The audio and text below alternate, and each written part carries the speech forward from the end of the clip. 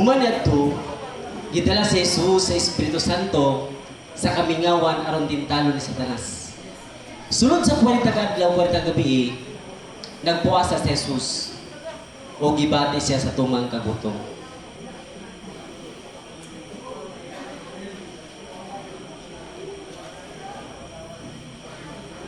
Ogo niya miabot si Satanas nga manimintal og si Satanas mingon.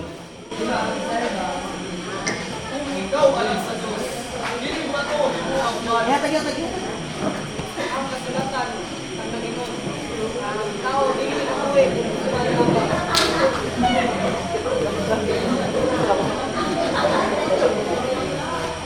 Og miabot ang manimintal og mingon.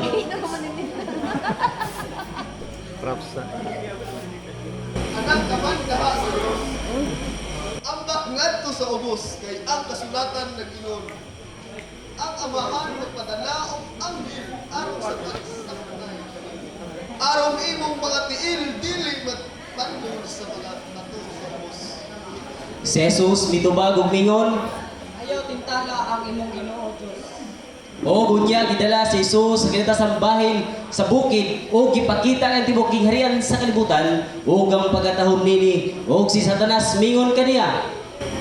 Kini tanan akong ihatag kanimo.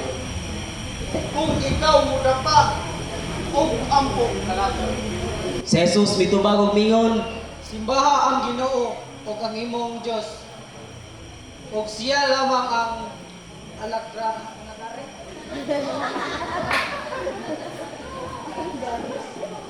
Mahawa Lucifer.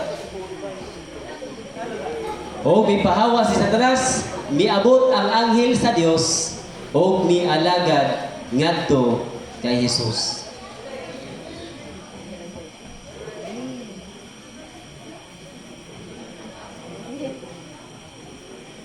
Okay, ug diri natapos ang mga Bible verse drama makita sa Matthew chapter 4 verse 1 down to 11. Ug karon atong masaksihan ang kinabuhi ni Daniel, Shadrach, Meshach ug Abednego. Sa yutang langyaw nga gitawag og Babilonia, gidala isip bihag ang mga batan-ong lalaki gikan sa Huda, apil kanila si Daniel, Shadrach, Meshach ug Abednego. Bisan layo sila sa ilang yutang, wala nila biyai ang ilang Diyos. Kamu, dili sila. Kamu mukhaon at mukhaon sa minang siya pino ang kamuhi. Siya hindi ka lang. Wala makawan mo sa buong. Wala lagi yung mo pakanong ninyon eh. Kamu magkuya, ako ang kusiyon. Ako ang siyutan sa ako ang hari. Silutan ka sa mga rin. Huwag may labot sa pagsilutan ka. Kagaya lang may ikapulok na adlaw o kay hubaran sa ilahan. Tungod kay wala sila may kompromiso, gihatagan sila sa Dios og kaalam ug pabor.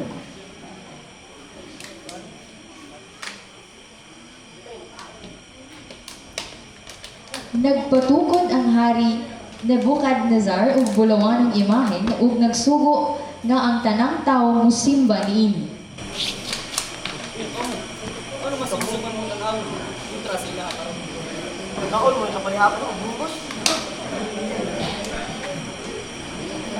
Pero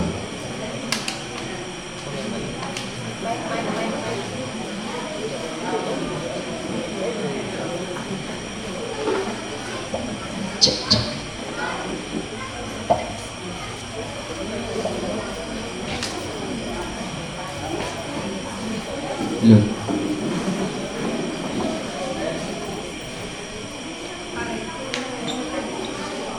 Kung inyong madumog ang tugtog, kamo tanan mangluhod. Kung dili mo maluhod, kamo ilabog sa natilaab nga kalayo.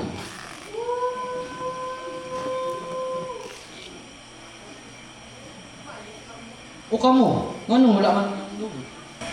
Ha? Paludon, minimo kinsa man mo para buluhod mo. Ay iyo ha. O hari, kini sila ang mga lalaki. Kini sila ang wala ni samba sa imuhang imahe. Tagaan, tamo, isa pa ka, higayon.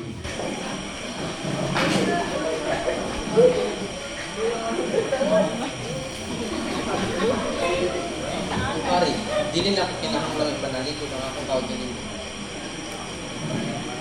Ang akong Diyos, naguluwas, makaluwas sa akin. Kinsa man mo para mo uluhod mi sa inyo bisan pa unsaon panamo ninyo bisan pa unsaon mi ninyo dili jud mi muluhod sa inyo kay tao ra mo dili mo Ginoo nga among kilagaran. Ang tinuod nga pagtuo dili muluhod sa kahadlok. Ay mo, paigiti ang mundo, yung ito nga pilo.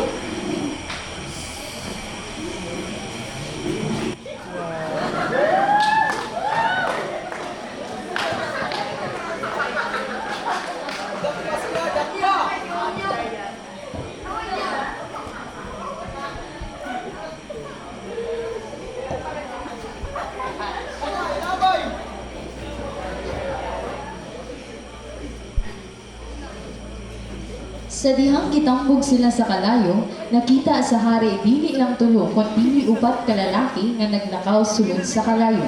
Unda, unsa man na, ang isa murag anak sa Diyos. Ang Dios anaa uban sa iyang katawhan bisan sa kalayo. Ang dili mo kompromiso nga pagtuo dili magdepende sa kaharuhay o kaluwasan. Kini nagbarog bisan pa sa hulga. Kini nagsalig sa Dios bisan pa kung walay kaluwasan.